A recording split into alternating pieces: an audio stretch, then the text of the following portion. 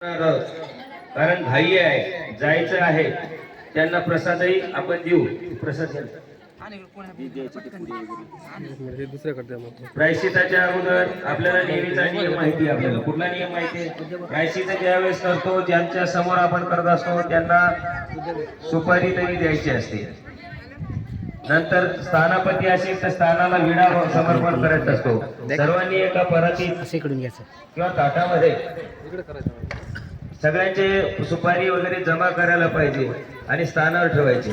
त्याच्यानंतर जे जे तुमच्या समोर असतील ज्ञानी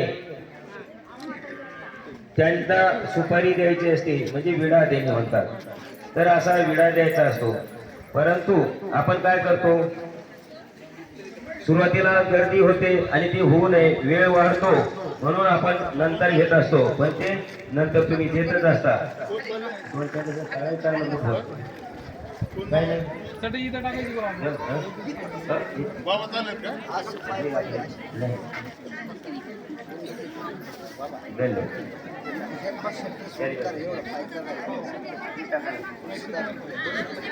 बुलबुली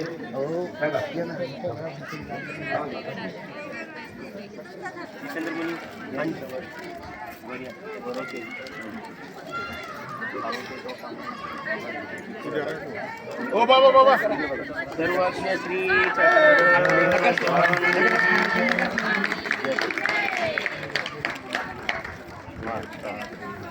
तुम्हाला काय वाटलं हे सांगायला होतं पाहिजे. तुमचं मनोगत घ्यायचं हा प्रसाद सांभाळू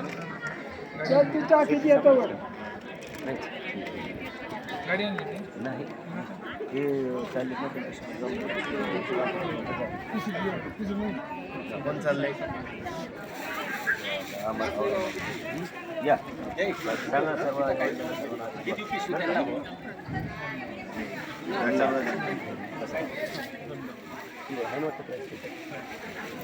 बसायला सांगू.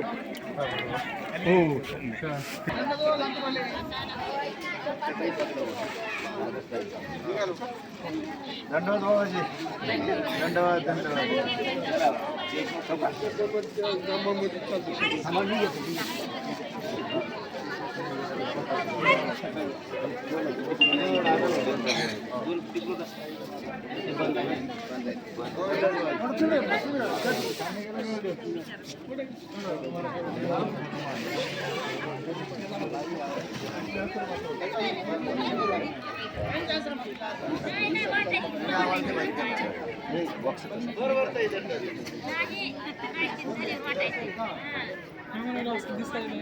अरे नाही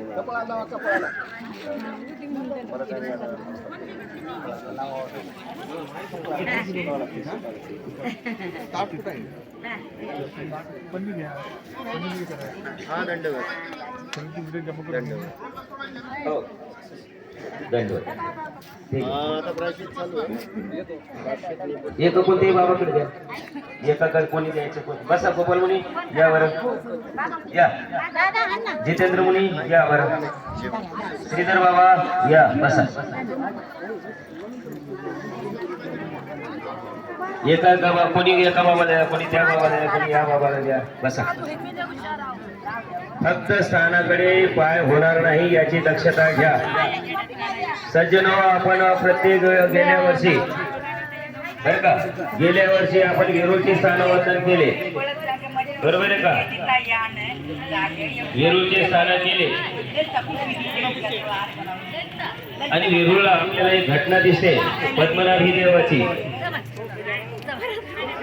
यंदाही पद्मनाभीची घटना आपल्याला गंगापूरला पाहावयास भेटते.